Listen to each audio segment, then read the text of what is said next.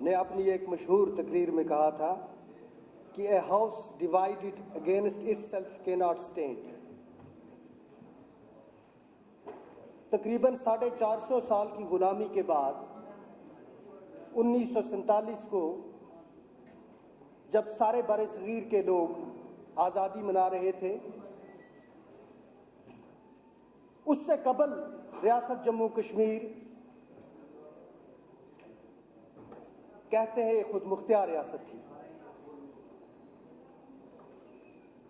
کچھ آنریبل ممبران نے فرمایا کہ ہمارا الحاق ہندوستان کے ساتھ کچھ شرائط پہ ہوا، یہ درست ہے.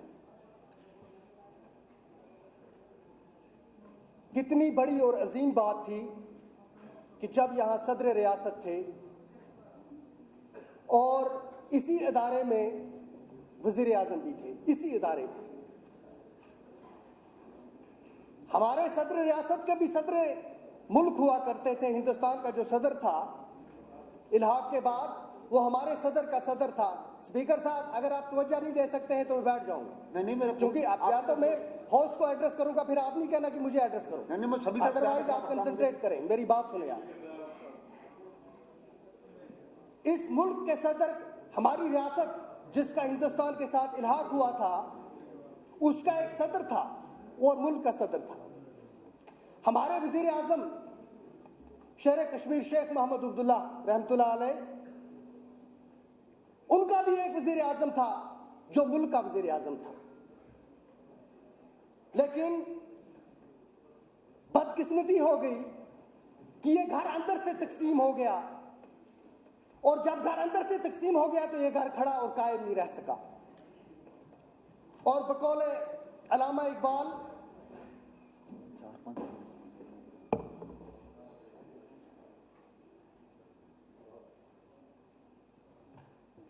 بات کر رہے تھے نا، یہ گھر اگر اندر سے تقسیم نہ ہوتا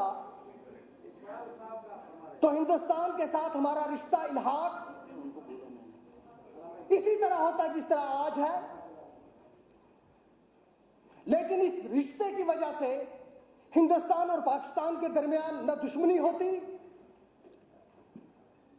نہ کشمیر میں وہ خون خرابہ ہوا ہوتا جس سے پچھلے 25 سال سے ہم گزر رہے ہیں. اسی لیے میں نے کہا کہ صدر ریاست تو گئے، آپ نے گورنر بنا دیا اسی ہاؤس کی مدد سے. وزیر اعظم گئے، آپ نے ان کو وزیر اعلیٰ بنا دیا اسی ہاؤس کی مدد سے. لیکن حاصل کیا ہوا؟ حاصل یہ ہوا کہ الحاق کے وقت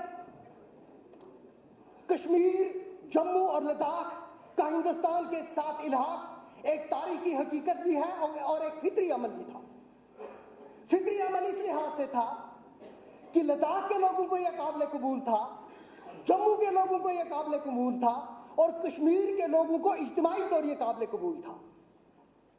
میں نے لفظ اجتماعی طور اس لیے کہا کہ کشمیر کے اندر اس وقت بھی ایک کانسٹیچوئنسی تھی، ایک چھوٹی سی کانسٹیچوئنسی جو ایک آزاد کشمیر کا تصور رکھتی تھی.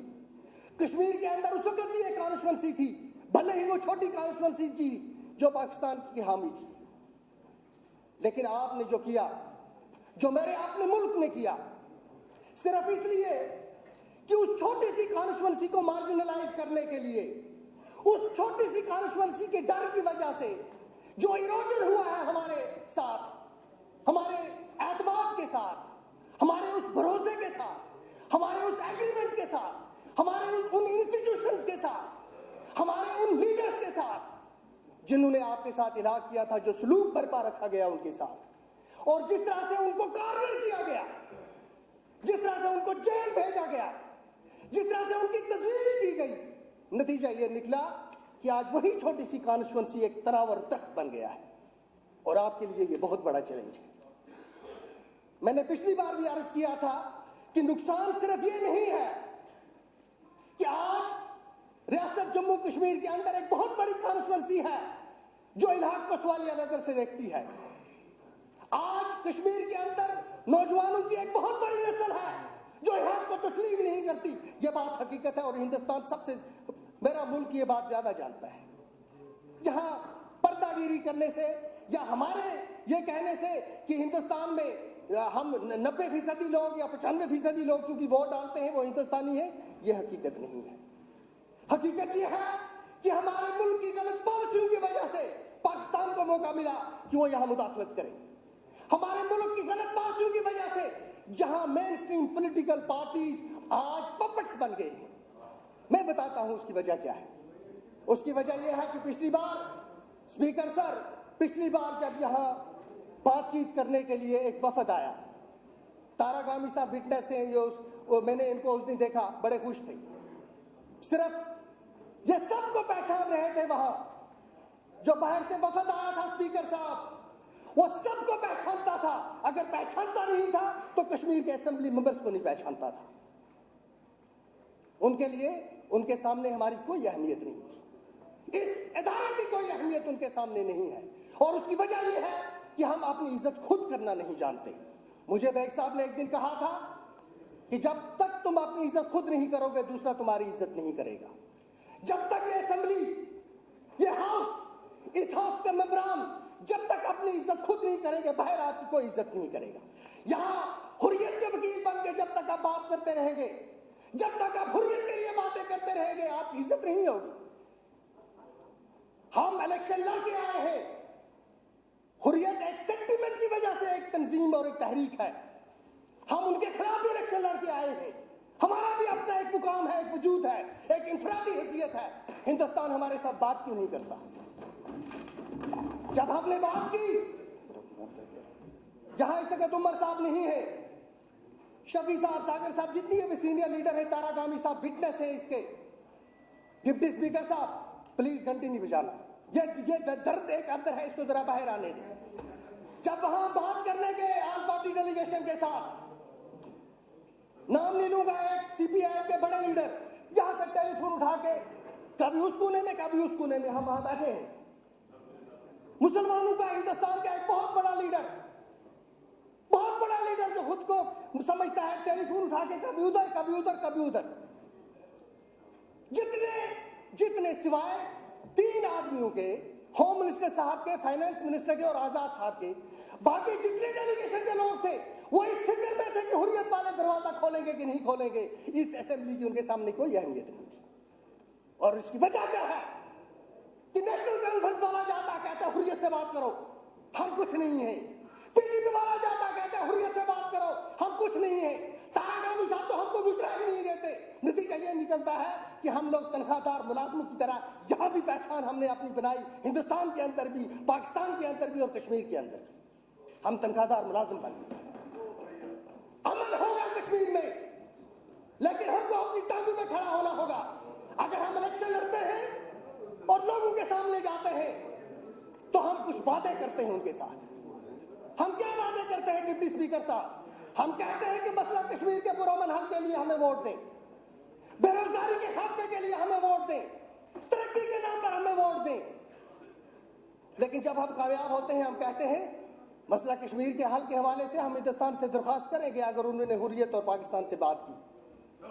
آپ نے پلیز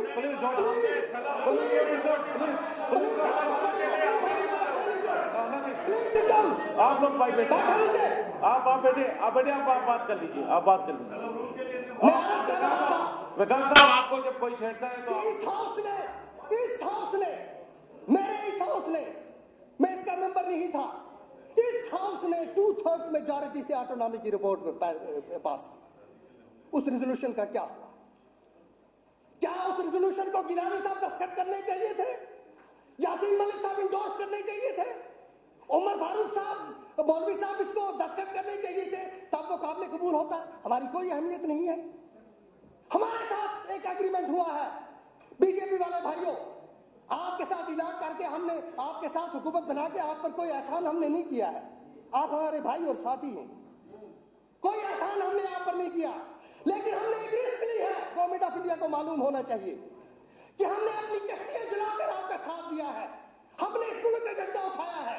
آج ہم 15 اگست اور 26 جنوری مناتے ہیں، لیکن ہمارے ساتھ آپ نے کچھ کمٹمنٹس کی ہیں۔ آپ نے فاروق صاحب کے ساتھ کمٹمنٹس کی، چاہے کانگریس تھی، مجھے کوئی غرض نہیں ہے کون تھا۔ آپ نے فاروق صاحب کے ساتھ کمٹمنٹ کی، پوری نہیں کی۔ फारूक साहब कमजोर हुए, इंस्टीट्यूशन कमजोर हुआ, प्रो इंडियन पॉलिटिकल सिस्टम कमजोर हुआ, प्रो इंडियन पॉलिटिकल वर्कर कमजोर हुआ। जितने लोग मिलिट्री के और सीआरपी के और पुलिस के शहीद हुए हैं, उससे ज्यादा नेशनल कॉन्फ्रेंस के और पीडीपी के और कांग्रेस के वर्कर शहीद हुए, लेकिन हमारी कदर कीमत नहीं है। पीडीपी का आज का एजेंडा जो है उस पर पेशरफ्त होगी तो हमारी इज्जत बहाल होगी, हमारी क्रेडिबिलिटी बहाल होगी, नेशनल कॉन्फ्रेंस का भी नुकसान नहीं होगा। लेकिन हम भी लोगों में जा सकेंगे, चाहे पंचायत इलेक्शन हो चाहे दूसरे इलेक्शन हो, हम उनको कहेंगे कि जो हमने वादा किया था वो पूरा किया। मसला कश्मीर का एक हल हो चुका है। बस याद रखें, हम इस असेंबली में मुझे नहीं पता है कितनी बार होंगे, नहीं होंगे, कब तक रहेंगे। एक मिनट 4 बजे हम ऑनरेबल चीफ मिनिस्टर साहिबा ने जवाब देना था, कुछ मेंबरान को बोलना है। क्या हाउस थोड़ा सा टाइम बढ़ाने की इजाजत देता है? बस हो गया चलो। ऑनरेबल डिप्टी स्पीकर साहब, चाहे नेशनल कॉन्फ्रेंस का सियासी मंशूर हो, यहां पर जो कांग्रेस वाले हैं उनका कोई सियासी मंशूर हो, यहां पीपुल्स डेमोक्रेटिक वाले हैं उनका सियासी मंशूर हो, बीजेपी वालों का सियासी मंशूर हो, लेकिन यहां जितने भी नुमाइंदे इस हाउस के हैं, एक चीज पर हम सब मुत्तफिक हैं, वो ये है कि इस हाउस के मेंबर की इज्जत और विकार होना चाहिए। हमारे साथ आज तक जितनी भी बातचीत हुई, आपने राउंड टेबल कॉन्फ्रेंस की, राउंड टेबल कॉन्फ्रेंस 5 की 3 की 4 राउंड उसके हुए, क्योंकि हुर्रियत ने उसका बाइकआउट किया, रद्दी में फेंक दी उसकी रिपोर्ट। वर्किंग ग्रुप्स बने, क्योंकि हुर्रियत कॉन्फ्रेंस ने बाइकआउट किया, उसको किसी ने नहीं पूछा।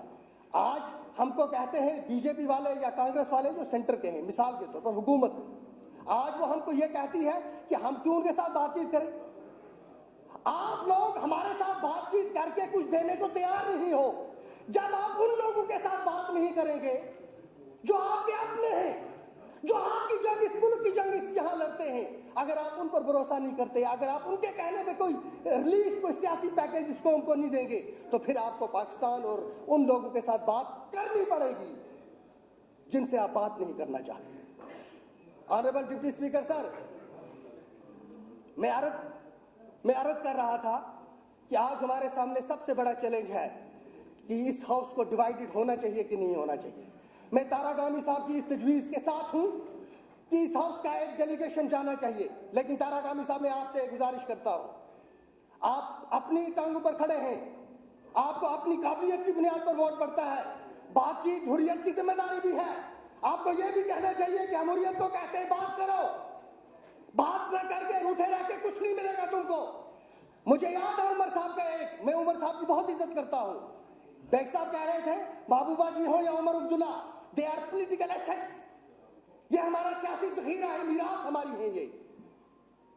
मुझे उमर अब्दुल्ला की एक डिस्कशन याद है साहब की, इन्होंने कहा कि मैं हैरत ज़दा हूं हुर्रियत कॉन्फ्रेंस पर, कि हुर्रियत कॉन्फ्रेंस पाकिस्तान से तो बात करती है जहां से कुछ मिलने वाला नहीं, जहां से मिलने वाला है उनसे बात नहीं करते, जिनको सब कुछ देना चाहते हैं, अपने समेत, अपनी जमीन समेत, अपने लोगों के समेत जिनको देना चाहते हैं उनसे बात करते हैं, जिनसे लेना है उनसे बात करने को तैयार नहीं। यह कौन सी अक्लमंदी की बात है? हुर्रियत कॉन्फ्रेंस की जिम्मेदारी है, उनको एहसास होना चाहिए कि जब तक खून खराबा बंद नहीं होगा, जब तक वो बातचीत नहीं करेंगे, तब तक कश्मीर में कभी अमन कायम नहीं होगा। ये उनकी जिम्मेदारी भी है। अभी सर अभी तो ग्रांट्स पे बात ही नहीं, अभी तो ग्रांट्स पे बात ही नहीं। जो बहुत सारे मेंबर्स ऑनरेबल चीफ मिनिस्टर साहिबा को जवाब भी देना है। 4 ही बजे 4 बजे आपने बहुत, इसलिए मैं अर्ज कर रहा था, इसलिए मैं अर्ज कर रहा हूं कि मैं इस तजवीज के साथ हूं कि यहां से डेलीगेशन जाए, लेकिन वो डेलीगेशन सिर्फ किसी की वकालत करने न जाए। हम किसी की वकालत करने के लिए नहीं है। हुर्रियत कॉन्फ्रेंस को खुद एहसास होना चाहिए कि उनको हिंदुस्तान के साथ बातचीत के लिए तैयार होना चाहिए। दुनिया का कोई भी मसला जंग जदल के जरिए हल नहीं हुआ है, इस चीज का उनको एहसास होना चाहिए। एक तो ये है, दूसरा ये है कि मेरी गुजारिश है डिप्टी चीफ मिनिस्टर साहब से, मेरी गुजारिश है अपने बीजेपी के साथियों से, एजेंडा ऑफ अलायंस पे हमें आपकी सपोर्ट की जरूरत है। एजेंडा ऑफ अलायंस हुकूमत के लिए नहीं है, बल्कि रियासत कश्मीर, जम्मू को इकट्ठा रखने के लिए کے لیے ہے. تھینک یو چلے آپ میاں الطاف صاحب.